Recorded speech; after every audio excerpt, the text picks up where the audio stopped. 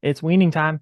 Babies never like getting separated from mama. In this episode, we discuss the process of weaning for calves and horses.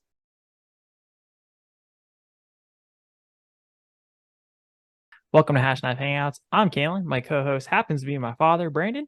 Don't forget to like, comment, and subscribe. If you want to see more of the Hashknife Ranch, check out our social media at the Facebook, Instagram, Rumble, and Twitter handles below. For those returning, thanks for showing up again. And now to today's topic, which is weaning time. So I asked Dad what he wanted to talk about this week, and he suggested weaning. Having not done really anything on this subject for horses or cattle, I said, let's do this thing. He specifically said transitioning steers to hay to avoid water belly. We'll try and add a card up above. And then keeping some foals calm and content after losing mama. So I used good old Uncle Google to find some information for both cattle and horses. Cattle suggestions came from Purina Mills, which had some helpful information. And then horse suggestions came from Integrity Horse Feed, which also had some good things, but really stressed using their full formula, which they obviously, are looking to promote their own nutritional supplements.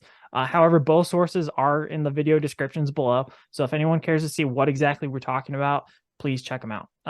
Since both of these sources mainly focused on nutrition, I'll open it up to Dad for his opening comments and suggestions on keeping critters calm, because neither of them really talked about the care of the personality and stuff like that and their well-being, rather than just the nutritional adequacy. So like he suggested, we'll just talk about that real quick, and then before we look up more of that supplementation feeding, we'll just talk about how to take care of animals, handle them, love on them a little bit, and then we'll go into the nutrition. So with that, Dad.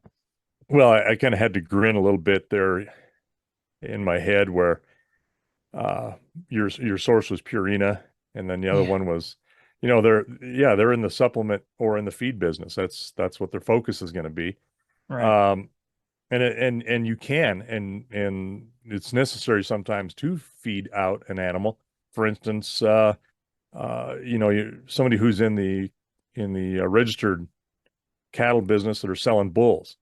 They're going to wean those bulls. They're going to have them as early in the year as possible. A lot of January, February weaning time or calving time, and then they're going to wean them and transition them to some grass. And then in their spring, fall, or spring sale, then they're going to start feeding those guys up a little bit ahead of time.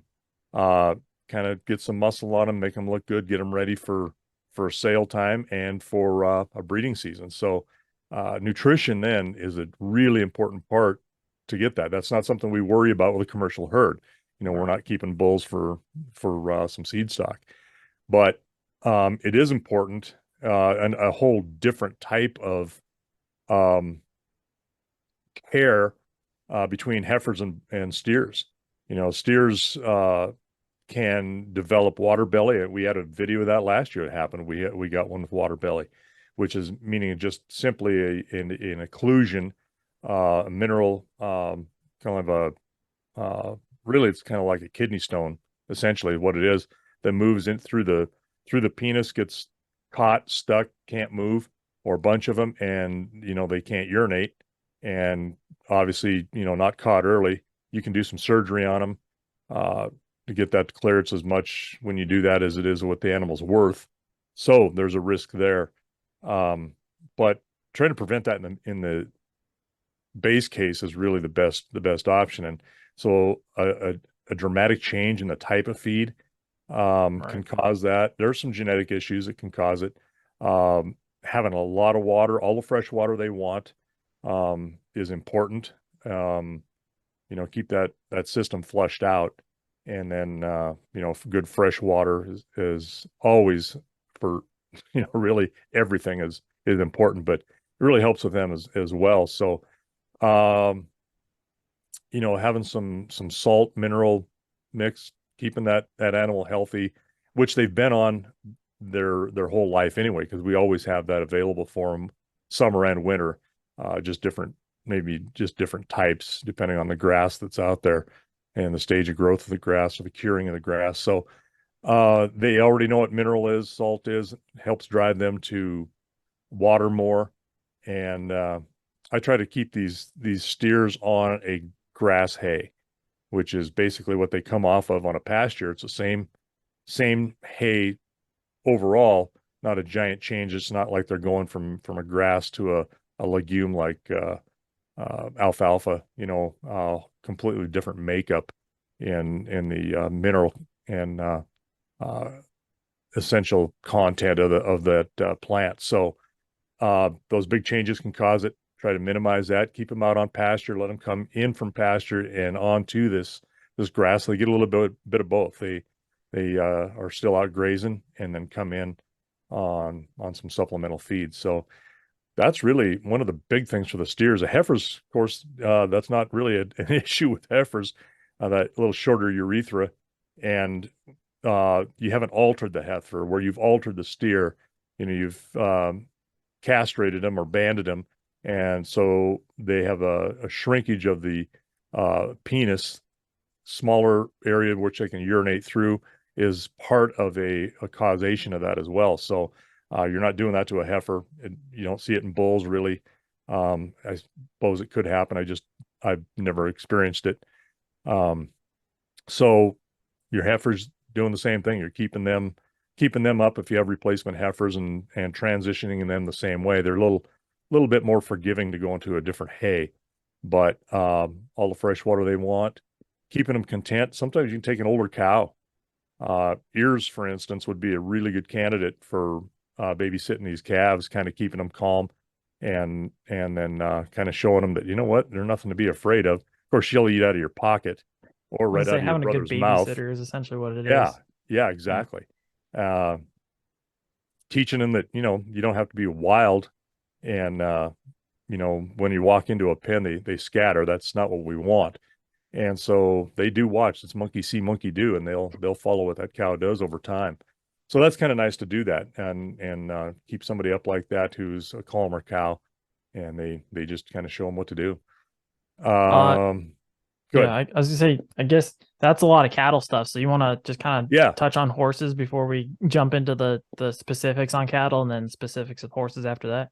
yeah, no, and then when we have the horses, we usually give them around 5 months or so, and then bring them in, uh, kick those mares out to another pasture with the main herd, and keep the colts in the corral, and that gives you time to handle them. You've been handling them since birth. We imprinted them, but now it gives you an opportunity to do that one-on-one in a whole different setting where they're going to start to bond with you a little bit more than being bonded with their mare, their mother, and you're kind of a plaything that you get to interact with occasionally. Now it's starting to get a little bit more serious where you're spending more time with them, and it doesn't have to be a lot. But the difference is you need to keep that horse a whole lot calmer than you do a calf. A calf will bawl and whine and go to the fence line and stand there or a corral and bawl for the cow, and the cow will do the same thing if you don't, completely remove them from the same area. Where a colt they will run themselves back and forth, and they get a little bit more frantic about losing that mare. So what we like to do is have an older, same thing, same concept as you do with the calves, is an older, mature animal, either whether it's an older gelding, an older mare, and usually the mares are a little bit more persnickety. They'll fight these colts off because they're not theirs and maybe kick, bite, get a little bit more aggressive with them. But we've had a number of our older stallions that are fantastic babysitters. And Mm-hmm. a stallion's a stallion. We had to kind of keep them up and contained and allow them all the good feed they want in the corrals, larger pens, and just let those foals run with them, and they will bond with them pretty quickly. And a good stallion that's nice and quiet calms those animals down, calms those colts down. So we do exactly the same thing that way, and then go out and handle them every day if we can. You're not handling those cattle so much; you're walking through them, but you're not, putting your hands on them where you need to with a horse. But we're not riding a lot of steers out gathering cattle. We're riding horses, so they need to have that familiarity. It's just part of the training process early, really. We'll jump into the calf specifics, and the first one that Purina, and keep in mind for anybody watching, this is more directed towards like larger cattle growth organizations, like Dad said, with maybe some bulls that you're trying to muscle up for sale, or even somebody who's they're at a feedlot or something like that. It's a little different. Like, we don't wean before we take calves to market. The day that they go to market is the day they get weaned. There's some people that do, a little different. Normally it'll be like 45 days or so, and then they'll take them in. But there were 4 points that Purina provided, and that was one was encourage calf starter feed consumption. And calf starter is not necessarily a formula that they're actually saying, but what they did say is you could add this additive that we create into the starter feed, which, yeah, I get it. But what they're saying is, for the first 5 to 7 days of the weaning, try and target the calves to consume about 2.5 to 3% of their body weight, and then let them continue building their intake from 21 to 28 days during a weaning program. So it's a very, regimented program to try and really optimize and keep everything as controlled as possible during the weaning process. But then they're also saying you can achieve some of those goals by feeding free choice forages of over 8% crude protein, along with palatable supplement feed and tubs. So kind of the same thing. And then no matter what you choose, achieve the target consumption it's a key thing to keeping the calves healthy, because you want to keep them fed. You don't want them to lose weight or anything like that. Right. So that's kind of the first point that they brought up, and I'll just pitch it over to Dad for, what he kind of takes from that. Well, and anytime you disrupt that maternal bond with their calf, and that calf, that's all they've ever known, right. It's stressful. It's very stressful. And now if you have a pasture for them to go to, they settle pretty quickly. The cow needs to forget about that calf over a little bit of time, but that stress will cause weight loss. It's like it will on anybody else, any other animal. Distress is not great. It's not productive. So yeah, there's a lot of science into foraging feeds, supplements, and they are designed to help that. And if you can, I've got no argument with doing that. Especially if you're into again the seed stock type stuff, or some of the production, to make those cattle, give them a little bit of edge early on and transition, because they're losing some milk supplement, really. And right. So if they can replace now you're that, trying to make up for that lack of nutrients. Yeah, exactly. Plus the stress on top of that. So, and that's not something I'm absolutely no expert in that. It's more concept for me. I wouldn't know what to start with. I'd need to talk to someone who's in the nutrition business, if you're going to do that, to try to do that right, or just educate yourself a little bit. But that's not something we do. We try to keep that with just good feed, a good 8-10% protein on that grass, again, the grass hay, because it's similar to what they're out grazing on, and making the transition a little bit better that way. So it's always better if you can remove the cow and the calf, as well as the mare and the colt, completely away from each other, so they can't hear or see each other, because that just prolongs that right. anxiety. And it is, it's an anxiousness, and they're trying to get back to them, and pretty soon they will forget about them. And that's just the way it is. It happens. You get 30, 45 days, generally you're pretty well good to go. Now, the other thing Purina says is you need bunk space. You manage your ability for access to the feed, essentially, is how you should look at it.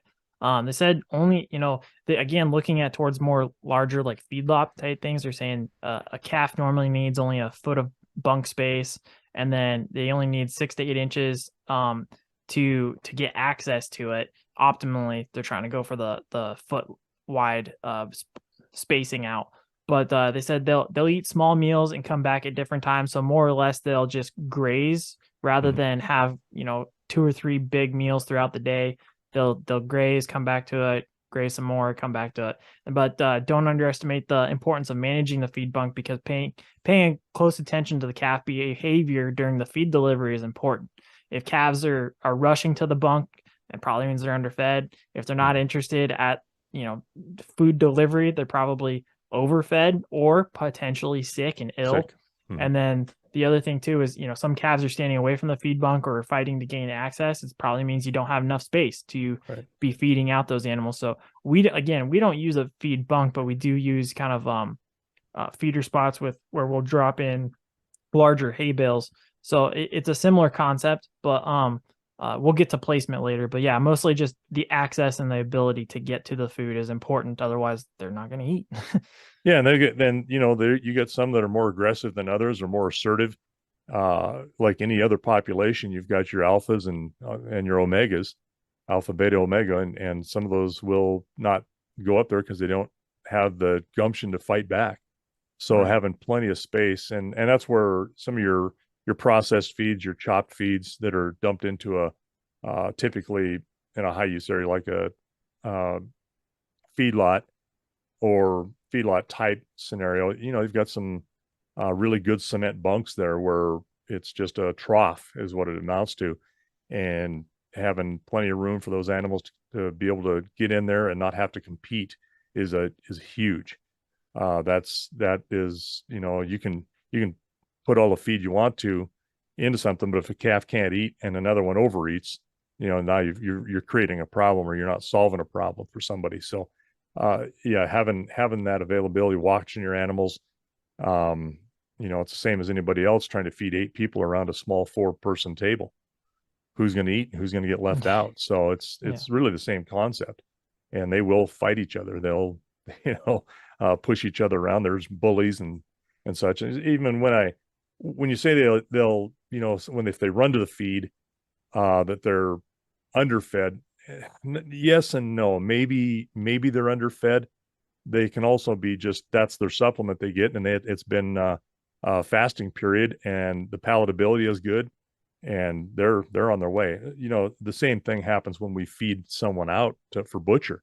These are Right. mature animals, and they've got all the hay and grass they want, but I'm supplementing them with some feed to put some weight on them, and You're giving them depending on the candy. Like, who palatability, doesn't it's want to like come to candy. candy? Exactly, and they will come running to that feed. So yeah, you don't want to discount that for sure, but it isn't necessarily the full cause. Uh, you know, feed feed supplement stores like to do more feed sales. So, Right. throwing in a symptom there that isn't necessarily a symptom, it can be, but isn't necessarily always. Doesn't mean you need to feed more, but you got to watch your weight gain, watch weight loss, possibly, or an animal just not getting up there and getting feed at all. Sometimes you have creep feeders. When you're talking, a fenced out area in a big feeder where they can come in and out. The larger stuff can't. Typically, they'll do that with cattle when they're still on the cow. We'll put a creep feeder out there prior to weaning where that calf can go in and eat on this, and it transitions them that way too. There's all kinds of different ways to do that. But Well, a and I cow think can't get in there fenced out of it, and they can. it all comes down to, I think, also the context, understanding your animals, your Mm. livestock, and how they're reacting. So, if you're noticing they're consistently coming to the bunk or the feed, and it's not like a normal excitement in terms of, oh, we got more food, but more of, man, I'm just really hungry. Then yeah, that's you knowing your animals and how to react appropriately. I think Right. that's really the big lesson you're kind of pushing with that too. Yeah. Well, and there's a difference between feeding a couple times a day and having full feed. For efficiency in a feedlot, you're not going to want to have full feed.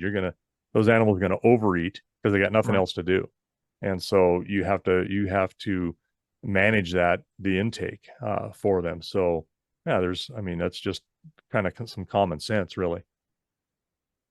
Feed placement. That I alluded to it a little bit earlier, but they also say that what you should do is you should set it up so that the calves are kind of like constantly bumping into food, because they may not realize, depending on the new situation, they may not realize where to find food. So they said, a potential way of doing it is, set up a couple bunks throughout the pen so that they have the ability to access it anywhere at different locations, and then taking those bunks and tubs and putting them in the center can cause challenges for the calves. We do that, but we've never really had issues with it. What they suggest is placing them perpendicular to the fence line. So if you have a bunk or something going 90 degrees out from the fence, so it's not along the fence line, but it literally juts out and they walk into it.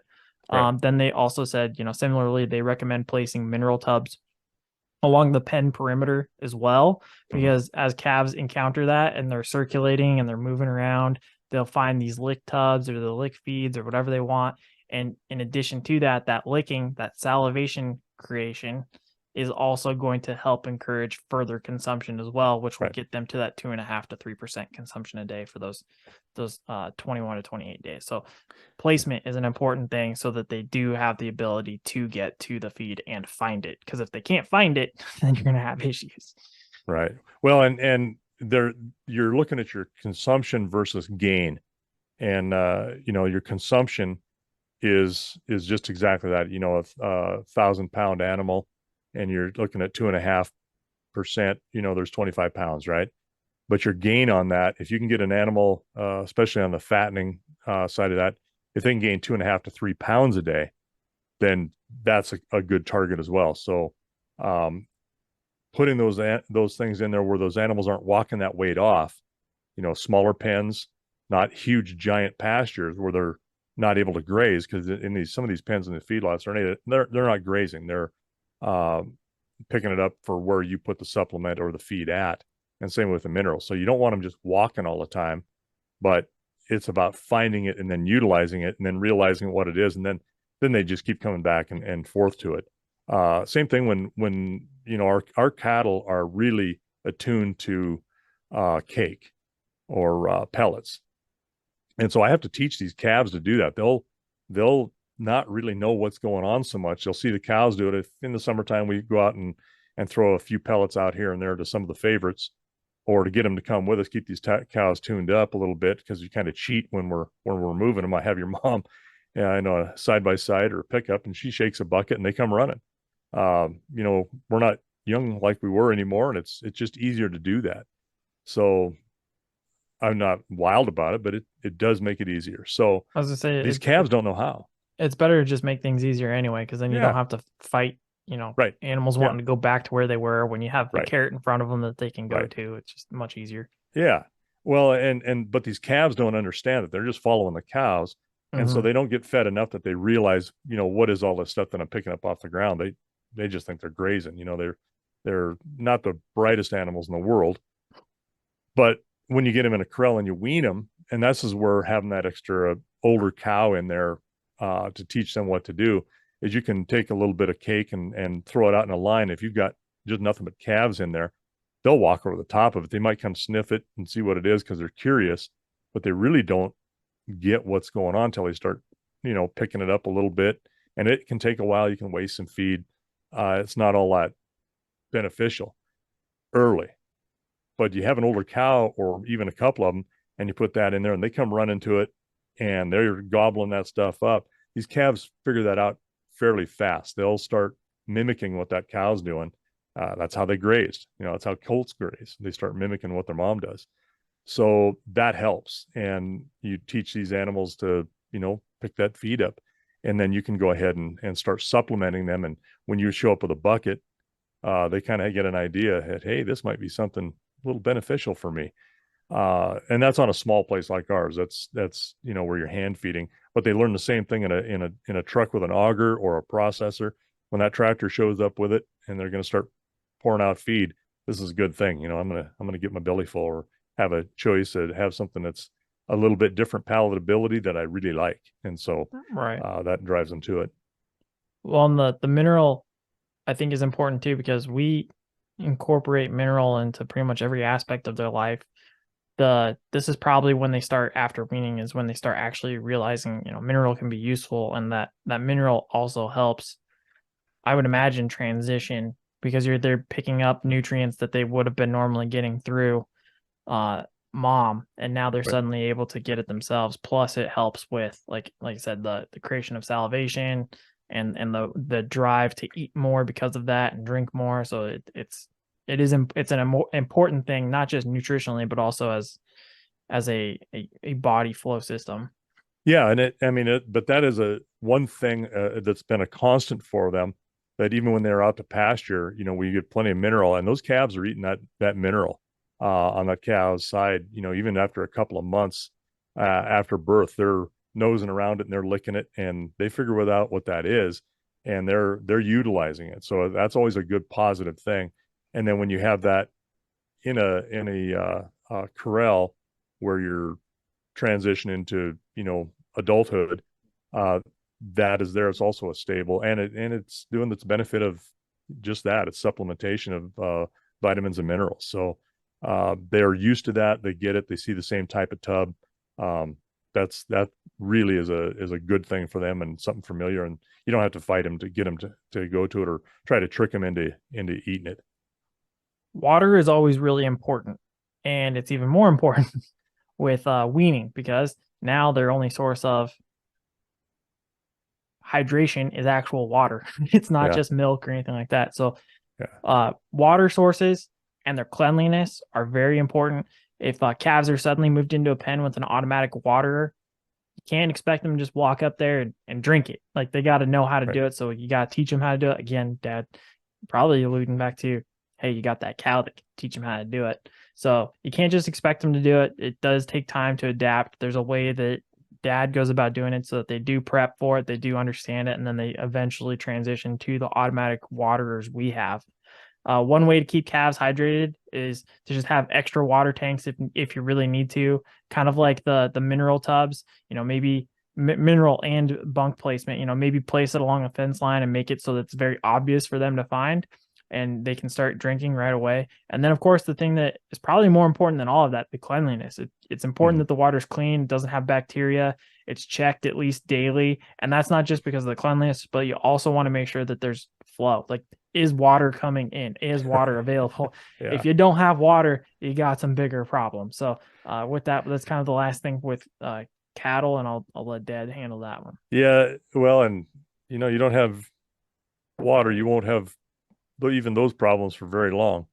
Um, so you know, I mean, you gotta have that. And those calves do drink a lot. They are nursing, but they're drinking water fairly early in their young lives too. So that's nice. And you're right. Good, clean, cool water is, you know, fantastic if you can do that. We do the waterers in the corral basically for availability year round where it won't freeze. We've got those specific types that are built like a hydrant. Essentially, they drain back when they're not flowing water, so that it's pretty maintenance free on our part, but it's also fresh, good well water anytime they want on demand. And you got to teach them how to do that. And using, again, that older cow can do that.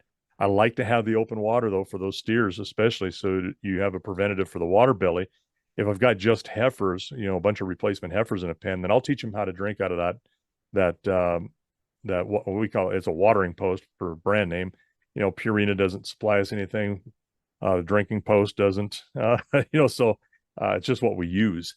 Um, but teaching those heifers to do that and having a cow teaching them, it's pretty low impact on your time. After, you know, a week or so, you'll get everybody. You got to watch them that they're all learning, all drinking, because some of them are not as smart as the others, and or not as intimidating. They're timid, so they'll, you know, hang back, and you got to take care of those animals. But I really don't teach the steers to do that so much because those are butcher animals. Uh, we're not going to have them in the corrals a lot. You know, they're going to be here and gone. And so I would rather have them on that free open water to prevent any water belly type issues or start of it like that for them.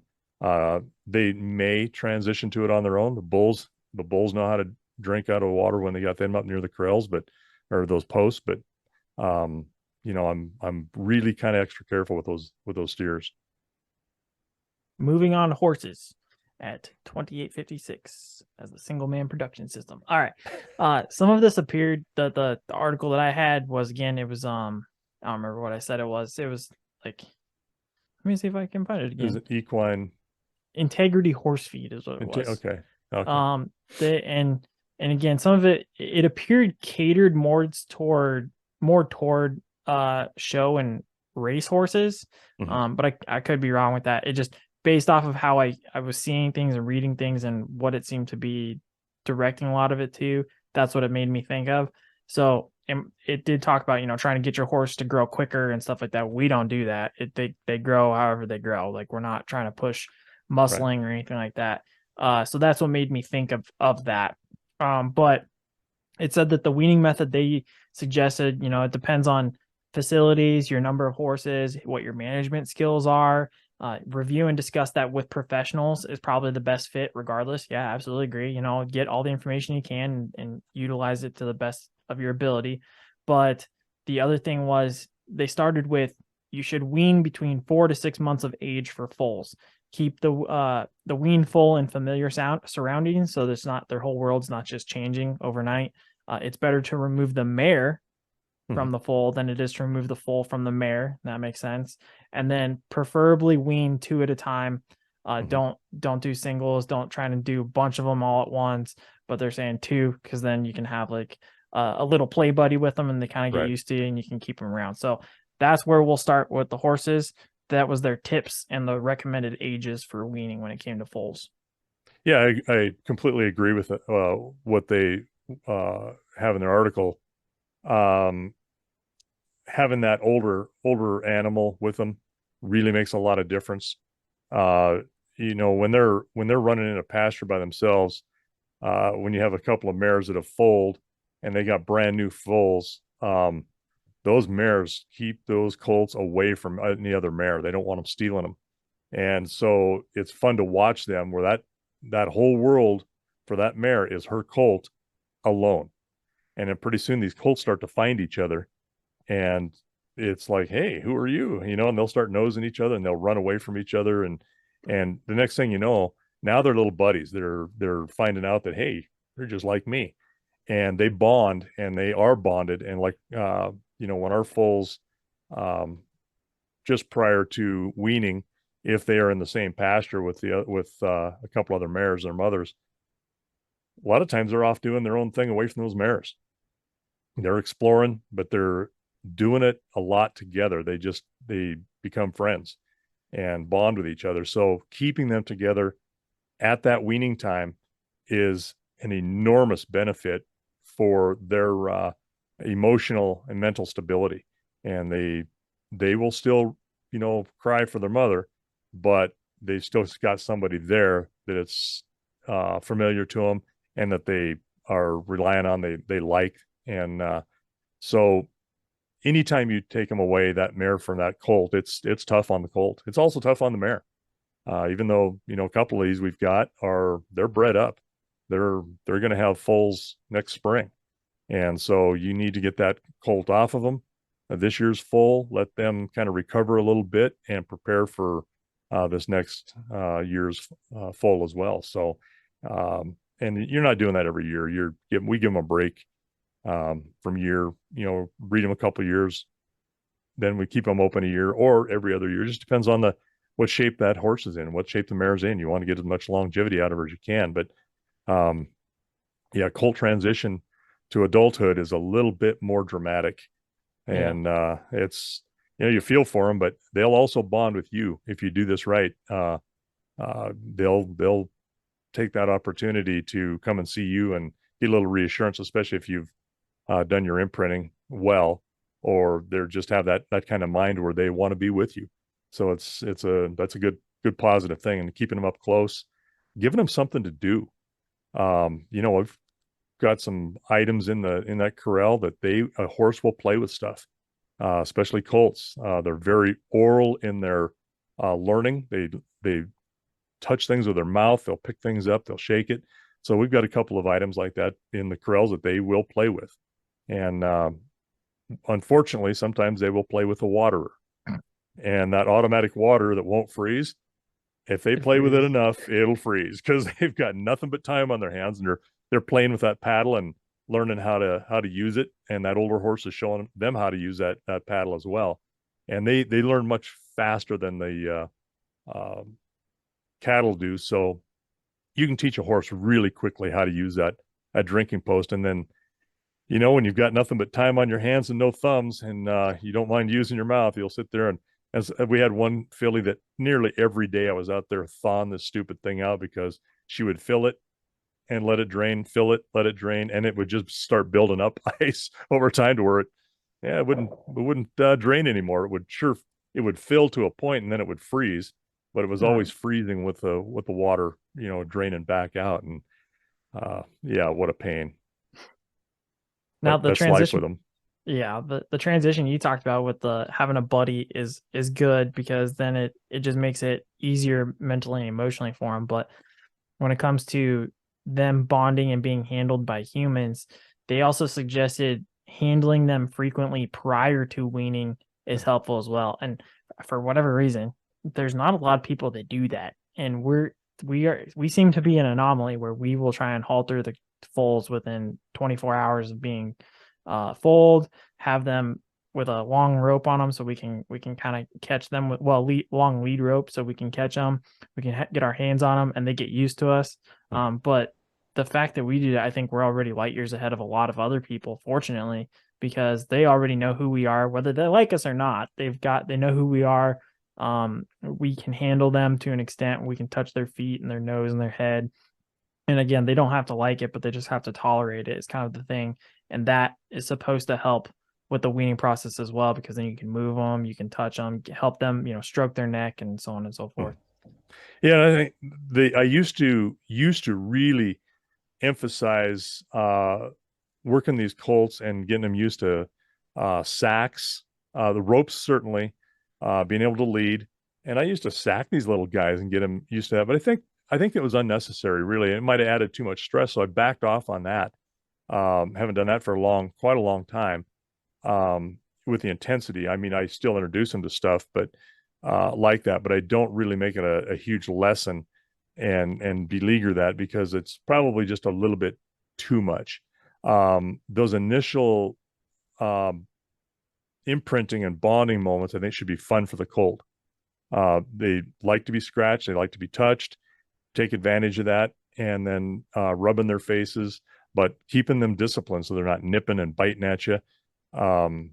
Is really important, that it is pleasurable, or that they at least like it, so that they will come to you. And then when they see you there, it's a little bit comfortable for them, compared to losing their mother and just being in a corral. Even if it's a couple others, you're kind of a stability for them. And I think that's a very good point that they make. And yeah, I mean, we don't know every horse breeder out there. A lot of them do some imprinting, a lot don't. I talked to a guy and I greatly respect him, and he says, yeah, I don't imprint my colts, and I don't see any difference between that and doing it. But I don't know what he was doing with his imprinting. Was Right. he really being intensive with his imprinting, too much? I don't know. I mean, you'd have to break that down, but he just doesn't. And he's got some good calm horses, got some good horses. And but I think a lot of that is he's messing with the mares as well. And that colt is kind of learning from that, and touches them, but doesn't really put a lot of time into it. So they're still being handled, I think, but not to the degree that we or a lot of others like us do.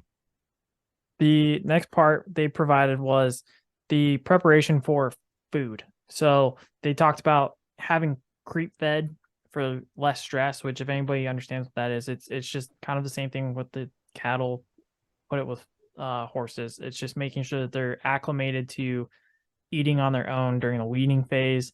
It says nursing foals should be acclimated to solid foods prior to weaning. That makes sense. If the foal has not been crep fed or creep fed, delay the weaning for 2 weeks until you kind of get them acclimated with a full balanced formula. And there you go, saying the formula, they're pushing their own thing with the integrity Right. feed. But I get it, I understand, and I agree. We've never had that issue because we normally wean 5 to 6 months out. They're mimicking mom well before that. They're learning how to eat grass. You'll see them eat grass. Never had an issue with that. Never had a need to really plan around that. So I'll just kind of drop that little thing right to you. It shouldn't be too much to discuss.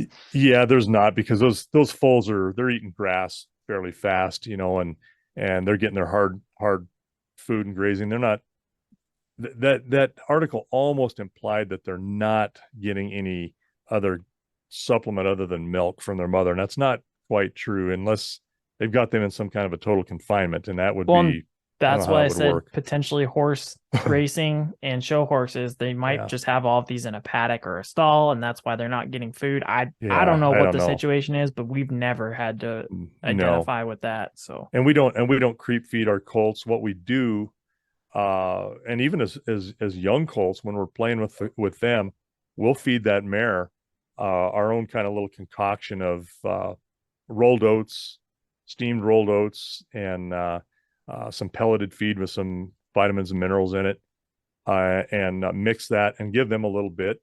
And then those colts, they will go to that and they'll play with it a little bit, and we'll let them taste it. And it's not something they're really interested early in consuming, but later on, and especially then when we start to uh, do the weaning process, one of those things that they'll learn. And an older horse, again, will show them, and then you can start feeding them a little bit, and they develop a taste for it. And so we do that, but we don't use uh, grains as a reward for horses for behavior for training. We just don't do that. We outside of teaching a horse to trailer like in a small 2-horse trailer to begin with, but that's a very small transition window there that we may reward the horse after the fact, but we don't try to use it as a training aid. So with that, we'll bring them in, we'll give them a little taste of grain. When we, whistle at them out in the pasture, they'll come running into the corrals and give them a little taste, a little bit of reward that way. But it is not much. It's, a double handful of grain, and that's all. And it's not every day. It's occasionally. well, and that's a good segue into actually the next point that they brought up, which was for if you're going to give pellet size, because they're trying to push their own formula, which comes in pellet size. It sounds like they suggest a pellet size for foals being 5/32 inch, which I think that's what we use, isn't it? 5/32. Yeah, they're pretty small. Yeah, it's very small like that. Because we've had That's issues. even a little smaller. Is it okay? Because Yeah, we've had yeah, issues with just regular old size horses having consumed bigger pellets. So we've evolved to smaller pellets because of that. right, But it says the foal's evolving molars require a pellet form that encourages chewing and easy to yeah, mix with saliva and swallow. Makes complete right. sense. And then they said soybean meal must be the primary protein in the balanced full formula because it contains the highest amount of critical amino acid, lysine, Lysine. maybe Hmm. lysine. So uh, I don't know. Again, that sounds like more of a performance thing that they're trying to reach out for. I don't know what's your nutrition when it comes to the foals. Is there any specific stuff that you get to them? That should probably be like an inch in the shoot question or something. But Yeah, no, not really. I mean, we transition them to what little pellets, because they're 5 months old at that point. They're not little yeah, colts that you're supplementing along with their mother. And that's kind of what that sounds like to me, that they're doing that fairly early, developing molars. By the time they're 5 months old, when we wean them, their molars are well developed. They've been on grass. So we just treat them basically more like an adult, and we may give them a little bit more supplement. There are times when we have given them a milk supplement, a dried milk supplement. If you see somebody who's struggling a little bit, or on some weight loss, then we'll do that at that point. We'll give them a little bit extra, but we're not doing sweet feeds for them. Keeping that as a good grain that they can utilize, and then maybe really it's a calf manna type supplement that you can sprinkle right. in their food. And then there's other supplements that other large feed corporations that provide as well. And there's nothing wrong with using those when you need to. I like to try not to let them. These horses were out there for millions of years before we ever started playing with them, and they were doing just fine. So um, we're doing things with them that when they were on their own that weren't happening to them. But you want to use some common sense about it. You don't need to be overdoing their feeds. You can cause some developmental issues doing that too. Bones, particularly muscles. I want to keep them on some good grass, good hay, not overly high protein. Keep that, if you can keep that around that, again, that 8-10% protein on a horse is just fine. Yeah, well, And That's supplement them with actually your good. mineral. That's a good one that they provided as well, which I'm glad you said that because they said grass forage should be available. Long stem forage is preferred. Mm-hmm. 20% of the total forage can be alfalfa, but it does not, but you do not need to feed an all alfalfa forage. And I think that's Mm-hmm. going back to that nutritional part that you were just talking Right. about. The intake will increase as the foal ages. Absolutely makes sense. There's no quick rule for increases. It's not just a quick, oh, yeah, let's, here's the ratios we should do every day or anything like that. And then limit the feeding. No free feeding is what they say, which is interesting because that's not how we really act unless you consider the way we keep them in the corrals during the weaning Right. process, unless they're saying that having them have access to just a bunker is limiting the feeding, which I would argue is not, because they have full access to the feed at all times. They have Right. all the hay they want, and when we see that it's low, we'll put another bale in. I argue that that is not limiting feeding, but they would say that that's the wrong way to go about it. That's an interesting thing to see. I kind of agree slash disagree with that, but I mean, what are your Yeah, thoughts? I'm the same way. The difference between cattle and horses are huge on their digestive systems. I mean, they're completely different digestive systems. Yeah, horses are And completely inefficient. The same stuff that goes in comes out just right. wetter. And they need to graze all the time. Yeah. That's what they do. A cow, is a ruminant. They can regurgitate and chew on their cud. Horses it's one time through. They have a fermentation stage in there, in that hind gut, but they do need to graze a little all the time. It's important to do that. So if a horse is not hungry, they're not gorging themselves.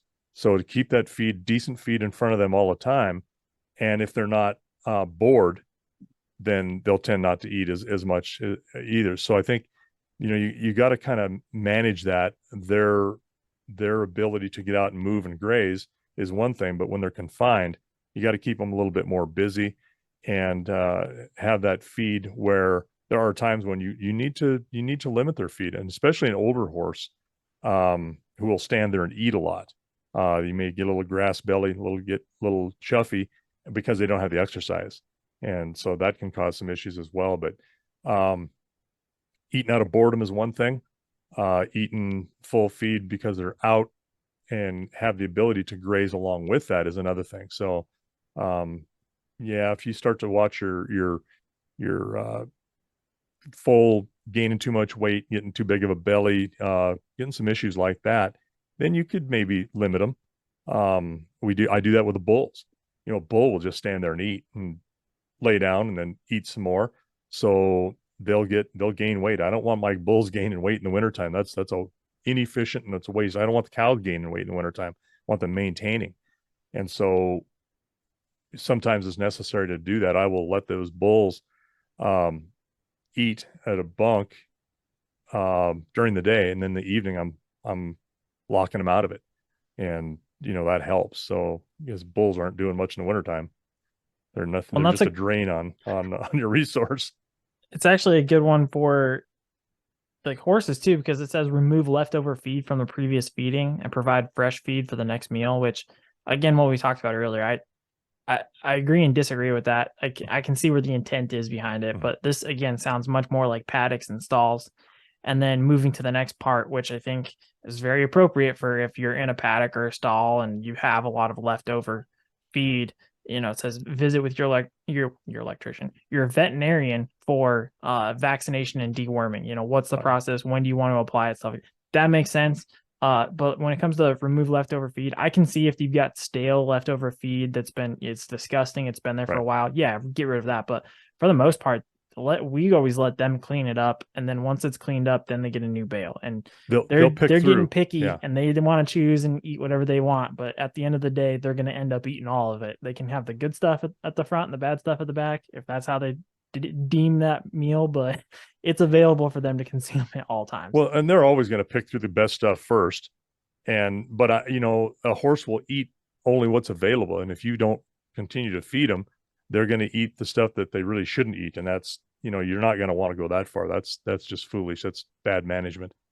But yeah, I don't want them picking out just the best and then ignoring everything else. No, there's some good forage in there. You need to eat that. And when they do, and it's good and it's clean and it's healthy, they can clean that up. They can eat on that. But stuff that's been tromped into the dirt, it's a good way to pick up parasites. So yeah, you just use good common sense. And you're right. We worm more when an animal is confined in the corrals because of that. And when they're out in the pasture, spending most of their life out there, I wean them, or I'm sorry, worm them, not wean them. I worm them twice a year. Once after a hard freeze, when all the bot eggs on them are frozen and not viable, they lick them and consume them. They're not viable, so after a good hard freeze, they can be wormed, and then in the spring we worm them again. The ones inside of a corral, they may get an extra wormer in there, or maybe two. They may get wormed 4 times a year. Just depends on how they look. You're monitoring, watching their hair coat, whether or not there's worms in their poop. You're a poop watcher. You better be. You need to be, because that's a good sign of healthy conditioning on any animal. Water is also an important thing with the horses, just like it is with the cows. Yep. And this article said that water source height should be appropriate for foals and weanlings as well. Never really thought about that, because I guess never really needed to. But then they specifically go further and say automatic waters are discouraged because they don't allow for observation of changes in water consumption. Again, we really don't have that issue, particularly because we have a lot of different water sources in the corrals and so on and so forth. But also we have cameras, and you're able to watch them drink all the time. So if they have water or if not. And I've known times where the automatic water, you can tell when there's not water because suddenly they start milling around it, and you notice that they're Right. milling around it for a long period of time. You're like, well, there's something going on, so I'll go take care of it. So Right. that's a benefit for other resources that we have available to help, key in on those important things. Well, and that tells me from that article right there, that tells me that they don't pasture many animals. They're packing water to them, and they're have a bucket there, and they're feeding it out to them. How do you monitor the consumption of a horse that's got free water in a creek or spring? Yeah, you don't. You don't. You watch their condition again. Are they drinking? Do they look sick? If they're healthy, you can tell. And if you got your hands on a horse, and they're in hand, reach up and just pinch the skin on their neck. If it springs right back, they're hydrated. If it doesn't, if it's slow, then they probably need some hydration. The same thing as with the back of your hand. You can do the same thing. Pinch the skin over your knuckle, and if it springs back, you're probably hydrated or hydrated enough.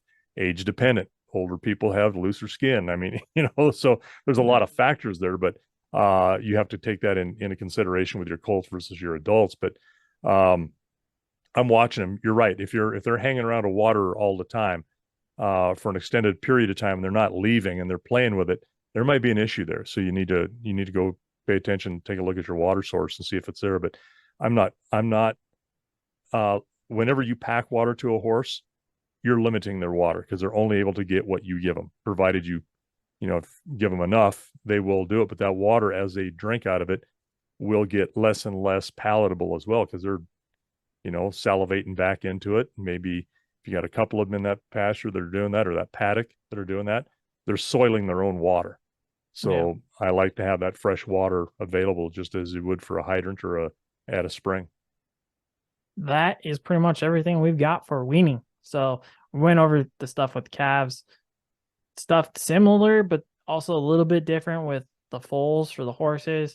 It's all important. What I think probably the more important thing is, just watch what's going on with them, take care of them, monitor their behavior, and then of course the water consumption, because that's the first thing. If they don't have water to consume, they're really going to be hurting. So and always look for signs of distress or discomfort, or they don't feel well. Look for those behavioral changes. You notice those because that's not normal. But you gotta understand animal behavior, whether it's bovine or equine. You need to know what it is.